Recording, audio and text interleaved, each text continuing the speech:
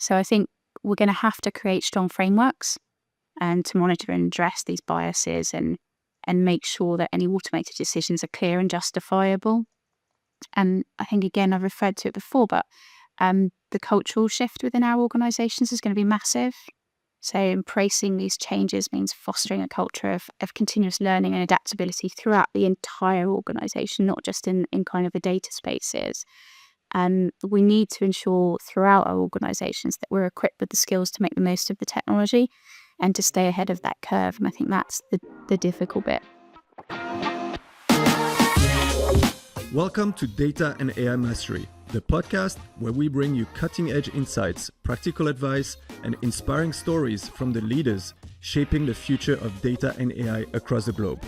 I'm your host, Raoul Gabriel Irma, founder of Cambridge Spark, the leader in transformational data and AI upskilling, career development, and progression. In each episode, I will be diving into real-world case studies of companies harnessing the power of AI to drive innovation, reduce costs, and create new business opportunities. So whether you're an aspiring data scientist, AI engineer, or seasoned executive, this show is designed to give you the tools and knowledge to stay ahead in a world where data is transforming every aspect of business. Stay ahead, stay inspired, stay masterful. Welcome to Data and AI Mastery. Great to see you, Alex. I'm really excited about the conversation. Thanks for joining us today. So you're the Chief Data Officer at Zurich, obviously one of the largest insurer in the world. So can you help me understand, and the audience as well, what does the CDO role involve at Zurich? And maybe what does a typical day, if that's even a thing, look like for you? There is no such thing as a typical day. CDO role, so it's strategic based. So at its heart, it's about making sure that we have a data and AI strategy that is enabling our organisation to move forward in this space. Now, that's quite dry, really, as a statement. But ultimately, it's about having a set of tools and people and experiences that can work with our business to move them forward. So I think it needs to be very focused on what are the business opportunities, what are the business strategies. So it is all about turning those into a reality using the different tools that I have, be that intelligent automation, be that RPA, be that engineering, be that science, whatever is needed to be able to move the business capability forward for employees and customers alike. Typical day, there really isn't one, but it can be anything from meeting a group of people that I know from other industries that are fellow CDOs and doing roundtables. I love to spend a lot of time. I've worked in one organisation a long time. I love to spend a lot of time externally understanding what's going on in the industry wider, what are people doing, how are they finding success. So it can be anything to do with that. I serve on a number of data boards, so it can be stuff around that. It can be sat with our exec. It can be talking to them about projects that are being delivered. It can be sitting on executive steering committees for other projects that might have a data element. It can be looking at the future of work, which is something that we've been doing quite a lot recently, and how will that need to change. Right down to I do quite a lot of mentoring, which I get an awful lot out of, and I'm being reverse mentored myself as well by Gen Z, which I'm finding fascinating. So That's yeah, fascinating. it can be many things, right down at a low level of problem solving to right up a high level strategic. Great. So it's very much a multifaceted role, and you have to juggle quite a few things. It's interesting that there's a combination of external and internal. So on the internal side, and I'd love to pick your brain on the future work in a moment. How do you define a success, or how is the role measured today from a purely internal point of view? I think success has changed over time. So I think when I probably started, success for me was very insular. So we were early in the journey, the maturity level wasn't where it is now. So focused very much around the technical problems that we had in front of us. Probably not surprising because that was my background and what I knew. So it was things like, how do we get data quality to the most perfect place it can be, get the foundations in place, the technology that we needed to deliver. And if I look probably back on those early strategies, they focused too much on delivering data for data and as a product, rather than for delivering as a business. Success for me now is how much of a difference are we making to the organization. So the business needs to come first. Goals of the organization, how are we helping them to achieve those goals is how I measure success. So it could be tangibly through how many hours have we saved through operational efficiencies. It could be changes to top line. It could be intangibly as well, based on feedback and based on customer experiences or employee experiences. So yeah, I think it changes over time, but that's how it would be now. I'd love to hear your perspective around what's happening in the industry right now with generative AI, hype versus reality. And it sounds like you've been doing a lot of thinking around the future of work and skills and so on. So we'd love to hear your thoughts on the topic. Generative AI. So it's exciting, right? It's been a really exciting thing, I think, for our industry. Whether you get slightly frustrated with it after a time or not depends probably on what side of the fence you sit. But I think people within the organization, it's the first time that they could really touch something and experience it in their normal day-to-day lives and see its potential in a way that they haven't been able to before with the more traditional forms of AI and things like that. So I think equally, we've got every supplier and tech company, they're talking about it. Every solution that you have in your organization's probably either got AI in it already or it's got AI coming. So it's kind of everywhere. And I think it's really powerful as long as we're putting it in for the right reasons. I think the difference is that with generative AI, there isn't really a secret sauce anymore. So it used to be about, can I create this really unique model that can do something really fantastic that nobody else has thought of before? Whereas actually now we're all using the same tools. So whether it's coming from a supplier or whether it's coming internally, we all have access to the same tool sets and how we apply them. So I think that's changed the game somewhat a little bit. And where it's been interesting for me is working with my organization so that they understand that a little bit, that actually the suppliers that we've got out there that are talking to them, they don't have, they're not way ahead of us anymore. We were actually all sat on a very similar baseline because there's a huge amount available to us. And we've got the same tools in the toolbox, if you like. I think where I get nervous is when the conversations start with, let's do more generative AI, or we should be doing generative AI, because it's understandable. Because if you look at the press and what's out there and what's being said is, if you're not doing this as a business, you're not going to succeed. Everyone is out there either saving or making millions from generative AI, and if you're not doing it, you're going to be left behind. And that's lovely, and that's the hype cycle, right? But if you've built good relationships within your organizations, then you can have these conversations and I think that's where the external stuff comes in really importantly to me, because I can reference other organizations as well and talk about actually what are people doing and what are people actually working on and what have they put live into production, which kind of goes against perhaps some of the media stories that we see. I think additionally, there's so much that we can do that's probably more on the safer side of generative AI. And by the safer, I kind of mean we don't know what the regulation is going to be yet. And as a very heavily regulated financial services organization, regulation is something we care about. So, there's we have huge amounts of documents. And actually, generative AI gives us massive opportunity, and we've already implemented an awful lot of stuff where we're getting data out of documents into people that need it. They don't have to read 300-page documents anymore. We can summarize them, compare them, do everything we need to do. There's no more searching on the internet that the underwriters need to do. We've got tools that can do that for them. So I think there's a huge amount that we can do without having to do anything that we need to worry from a regulation perspective yet. But it will be nice when we know exactly where that's going to land to. Interesting. So to follow on that, so what I'm hearing is you've got on one side lots of organizations are buying a lot of Copilot like licenses, and then hey everybody, please somehow use that and let's realize some ROI, and maybe it evolved the way we work on a day-to-day. On the other side, there are practical use cases with generative AI, like the one you've mentioned, kind of like a RAG system where you can kind of like search through knowledge and so on. How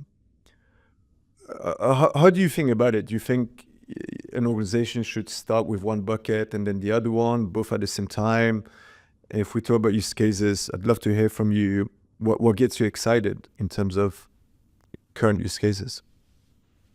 What gets me excited is taking away things that people hate, and taking away things that people don't like doing, because it buys you advocates, but at the same time, you're removing waste from your organization. I think the Copilot side, we have a private version of ChatGPT, as lots of large organizations do now, which is rolled out across the organization. We have Copilot in places. And I was at an event a couple of weeks ago, and somebody said something that I found was fascinating. And we haven't rolled Copilot out across the whole organization because it's quite expensive for an organization of our size. So we rolled it out in pockets. But the particular individual was saying they'd actually rolled it out across the whole organization. And 6 months later, only 20% of the organization were using it, which I thought was quite an interesting point. Because I think whether it's targeted use case examples or whether it's rolling out on mass tools like Copilot, I think we need to remember there's a cultural point here that we need to deal with. And that kind of, I suppose, comes a bit back into the future of work piece again. People are scared of this technology, actually. As much as you've got people being excited at the opportunities, people are still scared of it. They still worry about losing their jobs. They still worry. There's reality to workload intensity changing as well. If we start to automate all of the mundane tasks that give people a point where their brain can just relax a little bit because they're doing something a bit easier before going back up to the high intensity work. If we remove all of that. So I think there's a big cultural element to it. And I love the people side of technology as well, because I think you can put so much technology into an organization but still fail if you haven't succeeded on the people side. And that's always the harder bit to work on. So I think use cases that get me excited is anything that makes a difference, whether it makes a difference to a customer, whether it makes a difference to an employee, makes somebody smile, makes somebody happy. There's lots of them, right? We had a really simple one. We had a manual task that was being done in our organization that took an individual 4 weeks.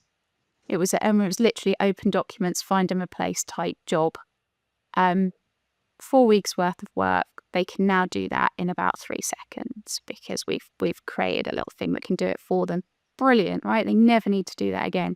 And the same thing, we found 4 or 5 other use cases that the same instantiation can be used for and has been able to help us respond to other things. So really, really simple use cases, but actually have massive impact on people's lives.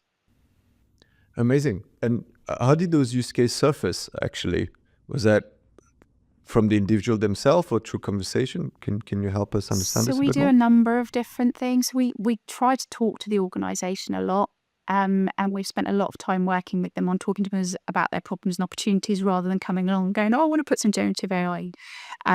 But we do as well some immersion sessions, which work really well. So we will sit and we'll bring, because we're a multifaceted team, we have lots of different skill sets within the CDO. So we'll bring representation from each of those different skill sets and we'll sit in a room with the business area and just listen to them talk about their strategy, their problems, their opportunities, and usually for about half a day. And then off the back of that, we'll take it away and then see, well, what can we come up with? And then we come back and replay back in. Now, actually, there's 10 quick wins we could do here, or we could do this really simply. Actually, we've already got things we can give you now that can do some of the others.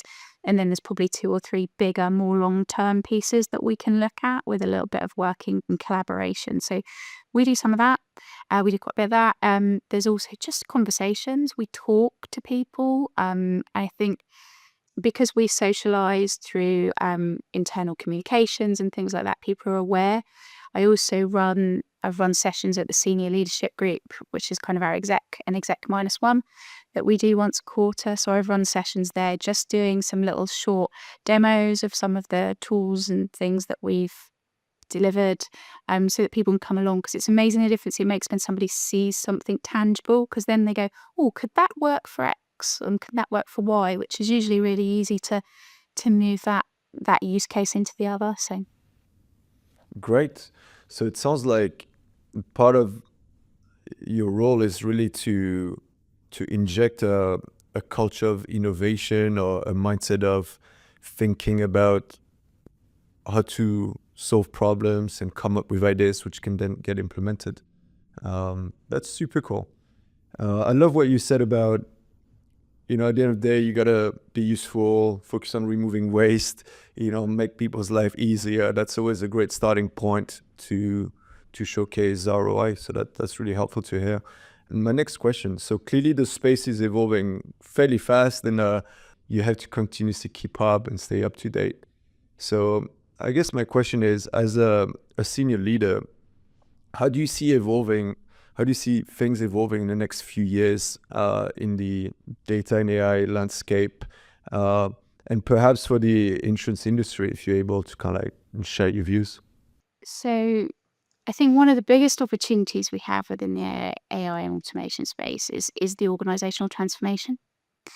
And so I think these technologies can make our work much more accurate and efficient, improving our employee and customer experience, which is kind of why we're all there. But I think that AI will get to a point where it's sifting through massive amounts of data to spot patterns and predict outcomes with incredible precision, which means we can offer much more personalized and competitive solutions for our customers than perhaps we can today. But I think the technological advancements are coming. They've been coming for a while. They will continue to come. They'll continue to come at speed. But I think with those advancements, there becomes quite significant challenges that comes with it. So protecting data privacy and security, I think, is becoming more and more difficult. I have more conversations with data security and privacy professionals that it's a when, not an if now. So I think that becomes increasingly important. I think, and I said it earlier, but we have an undefined regulatory environment still. So how do we stay compliant? How do we maintain our customers' trust? What's interesting in a world where we are so much more digital and we are so much more connected, I'm not yet convinced that all of our customers want us to use their data to do this stuff. They're not quite yet on that trust curve where they want it, and that will change across the different generations as well. And then I think another critical piece is going to be the responsible side of AI. So as all of these technologies become more and more embedded in our decision-making processes, we've got to make sure that they're transparent, fair, and free from bias, which is going to be a challenge, particularly as the technology continues to get more and more complex. And as I've said a few times, you open it up and you can't see the bottom. If you can't see the bottom, how do you explain it to people, which is going to be interesting. So I think we're going to have to create strong frameworks and to monitor and address these biases and make sure that any automated decisions are clear and justifiable. And I think, again, I've referred to it before, but the cultural shift within our organizations is going to be massive. So embracing these changes means fostering a culture of continuous learning and adaptability throughout the entire organization, not just in kind of the data spaces. We need to ensure throughout our organizations that we're equipped with the skills to make the most of the technology and to stay ahead of that curve. And I think that's the difficult bit. I'll just want to ask you a couple of questions and hear your views. So One is, what's a current view you have in the industry? As an industry, we have an obsession of creating new job titles, which I don't understand. And, if you go back a few years ago, my particular pet peeves were the data translator and the data journalist. I think they were two that I particularly didn't like. And the issue with those was they're trying to put a layer between data people in the business. And data is it's most successful when they are close together. The closer we can get those two communities talking, the more value you get out of it. If you put a layer between them, you lose that. You lose something in that translation. The next really helpful for other persons that are looking to to stay up to date. I'd love to hear from you as a CDO. How do you stay up to date? So podcasts actually, quite often because I'm on the move a lot. So actually if I'm traveling up to from London or if I'm wandering around London, which happens quite a lot, actually just sticking a podcast on can be really useful. So I find that pretty good. Articles as well, absolutely. I've got a group of friends, we all WhatsApp each other articles that we find that are useful or interesting or controversial, which is always a bit fun. Cool. So 3 final super short questions, slightly more personal, to get to know you a little better. So the first question is, what was your favorite subject at school? Art. Art. Any particular type of art? I did painting and ceramics, but I love them both. Wow. I love your answer. What was your favorite programming language? Ooh. I can tell you my least favourite. That's easier. Okay. My least favourite was Ada. It was awful. I hated that. All right.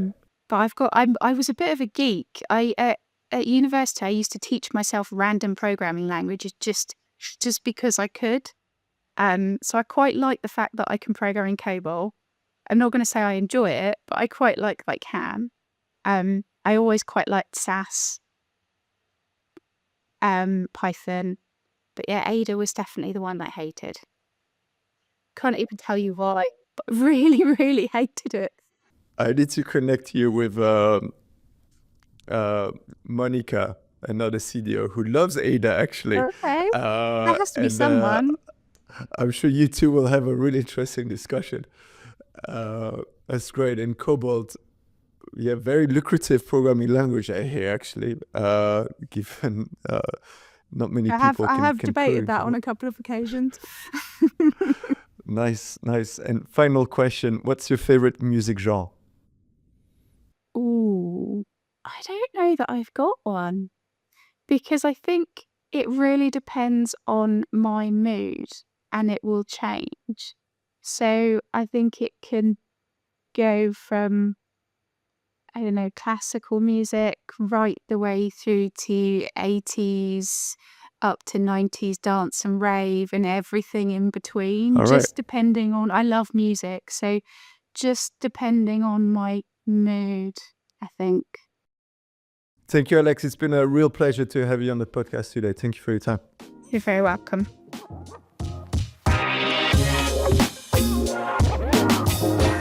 I've really enjoyed this episode with Alex.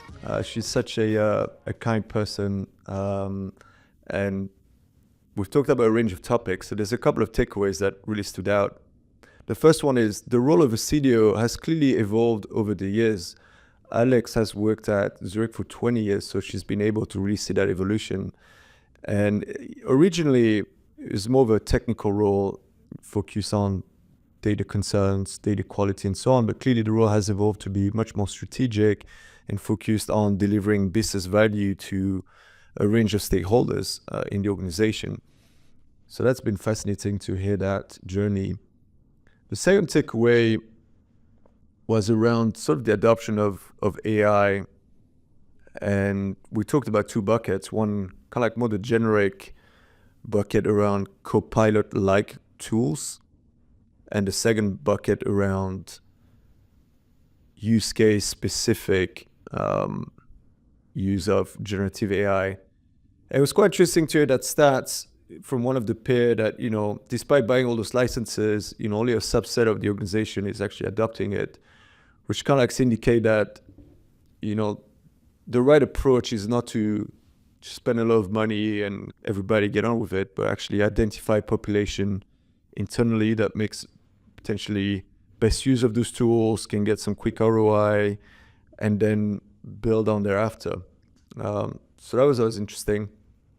And then on use case specific, her recommendation was, in order to adopt generative AI, focus on workflow processes that are domain specific, that actually make a difference to somebody's job or to a function. That's the best way to drive adoption because you're solving an actual pain. So that was really helpful to hear. The third takeaway is around the fact that, direction of travel is things are getting more sophisticated. AI is not going anywhere. It will be more adapted. So it's important to continuously invest in skills and educate the workforce in order to drive innovation. So I thought that was really interesting to hear about. So thank you, everybody. It's been a real pleasure to have you on this episode today, and see you next time. Thank you for tuning into this episode of Data and AI Mastery. If you found value in today's discussion, make sure to subscribe so you never miss an insight from the leaders driving the future of data and AI. And if you're a data and AI leader looking to upskill your workforce with the fundamental data and AI skills to transform your business, Cambridge Spark is here to guide you every step of the way. Be sure to reach out to us on LinkedIn or on our website, cambridgespark.com. Until then, be sure to keep pushing the boundaries of what's possible with data, and remember, mastery comes with continued learning and action. Until next time, stay ahead, stay inspired, and stay masterful.